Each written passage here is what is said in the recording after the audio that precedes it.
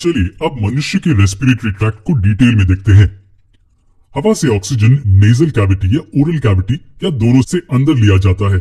क्या नाक से सांस लेना बेहतर है? जी बिल्कुल। और ऐसा क्यों है? मुंह के विपरीत नाक उससे गुजरती हवा को फिल्टर, गीला और गर्म करता है। नाक में मौजूद बाल नेजल कैविटी से गुजरती हवा को फिल्टर करते हैं।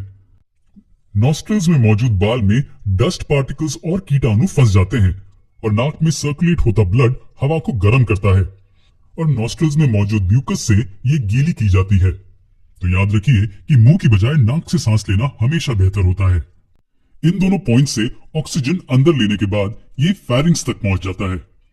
हम नाक और मुंह से जो हवा या ऑक्सीजन अंदर लेते हैं वो फेरिंग्स तक पहुंचता है जो इन कैविटीज के पीछे होता है। अगर आपको याद हो तो फेरिंग्स ईसोफेगस और लैरिंग्स में स्प्लिट हो जाता है। ईसोफेगस वो जगह है जहां खाना अंदर जाता है और लैरिंग्स वो जगह है जहां हवा अंदर जाती है।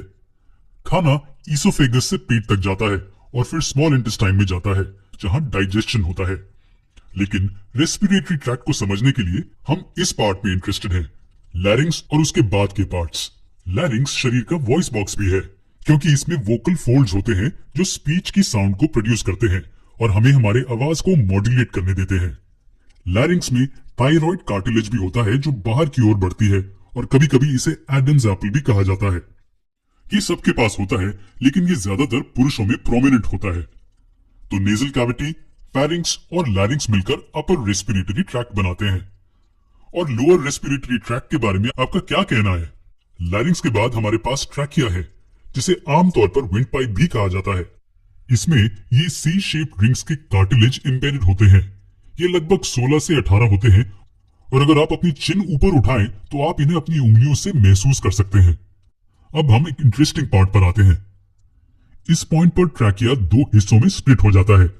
ये लंग्स के एंट्री पॉइंट्स हैं और इन्हें ब्रोंकाई कहा जाता है और हर एक को ब्रोंकस कहा जाता है। ओरल और नेजल कैविटी से हवा विंड पाइप में प्रवेश करती है और लंग्स तक ब्रोंकाई द्वारा पहुंचती है। जी हाँ, ये वो दो लंग्स हैं मनुष्य शरीर में, एक लेफ्ट लंग और एक राइट लंग। जिस ह्यूमन बॉडी के ये लंग्स हैं उस ह्यूमन बॉडी के हिसाब से इन्हें लेबल करते हैं। जैसे कि इस ह्यूमन बॉडी जिसके ये लंग्स हैं उसके हिसाब से ये लेफ्ट और ये राइट लंग कहलाया जा सकता है। हमारे लंग्स के बारे में ऐसा बहुत कुछ है जो हमें जानने की जरूरत है, लेकिन उसके लिए हम एक अलग वीडियो बनाएंगे। तो हवा लंग्स में कैसे जाती है?